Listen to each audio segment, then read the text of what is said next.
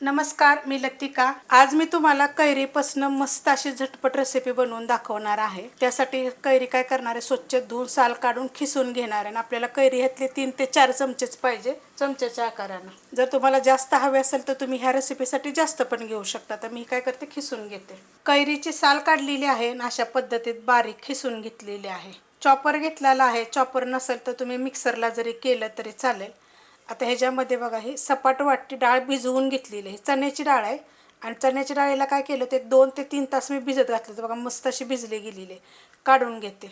डाळ काढून घेतलेली आहे तर मी बारीक करून घेते। तुम्ही मिक्सरला जरी बारीक केली तरी चालेल। चॉपरला मी डाळ बारीक करून घेतलेली आहे, एकदम अशी दरदरी करून घेतलेली आहे। मिक्सरला जरी बंद चालू करून केली तरी पण चालू शकतं। ह्याच्यामध्ये पोपटी कलरच्या ज्या लांबड्या मिरच्या असतात का नाही, त्याचे एका मिरचीचे 3 ते 4 तुकडे केलेले आहेत आणि 1 गड्डी लसूण घेतलेला आहे। तो पण भाजला आहे। मिरची पण भाजली आहे। तेलाचा वापर केला नाही, नुसतं असंच भाजून घेतलेलं आहे।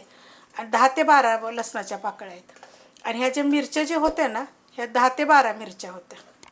आता हे काय करणार आहे, चॉपरमध्येच टाकून घेणार आहे आणि ह्याला एकदा फिरवून घेणार आहे। मिरच्या आणि लसूण सुद्धा बघा चॉपरला मी फिरवून घेतलेला आहे। कढई ठेवलेली आहे गरम करायला। त्यामध्ये थोडंसं तेल काढून घेऊया आणि गरम होऊन देऊया। तेल गरम झालेलं आहे। थोडीशी मोहरी टाकायची। मोहरी चांगली फुटून द्यायची। थोडंसं जिरं, छोटा अर्धा चमचा टाकलं तर चालेल। थोडीशी हिंग पावडर। कढीपत्त्याला काय केलंय माहितीये का, कापून घेतलेलं आहे असं अशा पद्धतीने। एकदम अजून बारीक जरी केला तरी चालेल। एक मीडियम आकाराचा कांदा काय जास्त मी बारीक कापलेला नाही, बारीक जरी तुम्ही कापला तरी पण चालू शकते। गॅस आहे मीडियम। कांदा चांगला भाजून घ्यायचा। कांदा बघा भाजलेला आहे। आपल्याला एकदम असं लाल भडक असा करायचा नाही, अशा पद्धतीतच भाजून घ्यायचा आहे कांदा।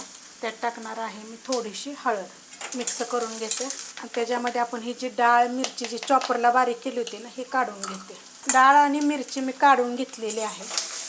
त्याला काय करते, हलकंसं पहिलं परतून घेते। गॅस मिडियमच आहे। हलकंसं परतले म्हणजे 1 मिनिटभर म्हणलं तरी पण चालू शकतं, एवढंच परतलेलं आहे, जास्त काय परतलेलं नाही। ह्याच्यामध्ये टाकायचे आपल्याला चवीप्रमाणे मीठ। परतून घेऊया जरा। हलकंसं परतून घेतलेलं आहे। गॅस आहे मीडियम।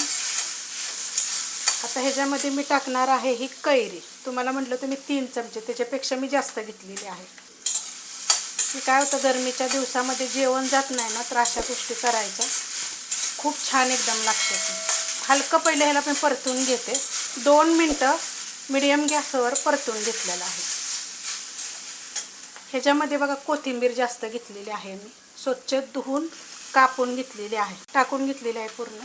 ह्याच्यामध्ये थोडीशी तुमच्याकडे जर पुदिन्याची पानं असली तर ती जरी टाकली तरी चालेल। गॅस तर बिलकुलच बारीक करायचा नाही। आता ह्याला पण मी काय करणार, 1 मिनिटभर परतून घेणार आहे। कोथिंबीर टाकल्यानंतर सुद्धा मी 1-2 मिनटं मीडियम गॅसवर परतून घेतलेलं आहे। कोथिंबीरची तुम्हाला देठं पण दिसत असतील। जेवढी कवळी आहेत ना तेवढी घेतलेली आहेत। ह्याच्यामध्ये खूप छान लागतात ते देठं। चमच्याच्या मापानं बघा 3 ते 4 चमचे छोट्या आकाराचे, किंवा मोठ्या आकाराचे जर म्हणाल तुम्ही तर हे 2 चमचे जर शेंगदाण्याचं कूट टाकलं तरी चालेल, नाही टाकलं तरी चालेल। गॅस एकदम बारीक केलेला आहे। आता मिक्स करून घेते। शेंगदाण्याचं कूट टाकल्यानंतर सुद्धा मी 1 मिनिटभर परतून घेतलेलं आहे। ह्याच्यामध्ये टाकणार आहे एकदम थोडीशी साखर, एकदम थोडीशी टाकायची, 1-2 चिमूट फक्त, त्यापेक्षा जास्त टाकायची नाही। गॅस बारीक केला होता शेंगदाण्याचं कूट टाकल्यानंतर। आता ह्याला काय करते, 1 मिनिटभर फक्त परतून घेते। 2 चिमूट साखर टाकल्यानंतर पण मी चांगलं परतून घेतलेलं आहे। मस्त असं बघा परतून घेतलं। तर हे ना 8 ते 10 दिवस टिकल फ्रीजमध्ये, बाहेर नाही, बाहेर 4 ते 5 दिवस। मिरच्या चांगल्या भाजायच्या, लसूण चांगलं भाजायचं। मस्त अशी बघा ही चटपटीत एकदम ती चविष्ट असे होते ना, तुम्ही करून बघा। तोंडी लावायच्या तर खूप रेसिपी मी तुम्हाला हमेशा सांगते।